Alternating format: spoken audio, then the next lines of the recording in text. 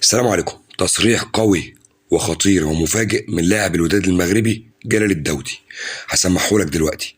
اللاعب في المؤتمر الصحفي قبل المباراة الأولى لنهائي دوري أبطال إفريقيا اللي هتتلعب في القاهرة ما بين الأهلي والوداد المغربي، صحفي مصري بيسأله سؤال فجاوب عليه الرد المفاجئ اللي هتسمعه دلوقتي.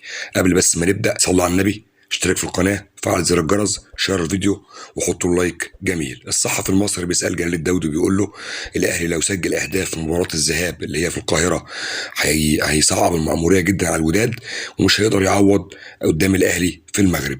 فأنتوا هتلعبوا ازاي قدامه؟ هتلعبوا دفاع عشان تحافظوا على حظوظكم وما يجيش فيكم أهداف هنا في القاهرة وتروحوا تلعبوا في المغرب علشان تفوزوا على الأهلي، ولا هتلعبوا ازاي؟ كان الرد المفاجئ من جلال الدودي اللي هنسمعه دلوقتي. تعالوا نسمع. وحنا ما عندنا حتى شي فكره على فريق الاهلي يسجل ولا مازال. حنا كنشوفوا راسنا وحنا كنخدموا على راسنا، وفريق الاهلي فريق كبير كنحترموه ولكن لا نهابوه.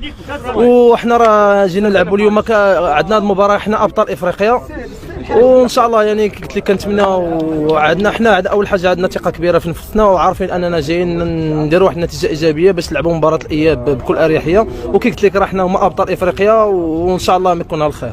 حنا ما تنفكروا لا في الجو ولا في حتى شي حاجه، حنا عندنا اون اوبجيكتيف واننا نجيو نديروا مباراه في المستوى. وكي قلت لك يعني نحققوا واحد النتيجه ايجابيه اللي تخلينا ان شاء الله نلعبوا مباراه الاياب بكل اريحيه ان شاء الله.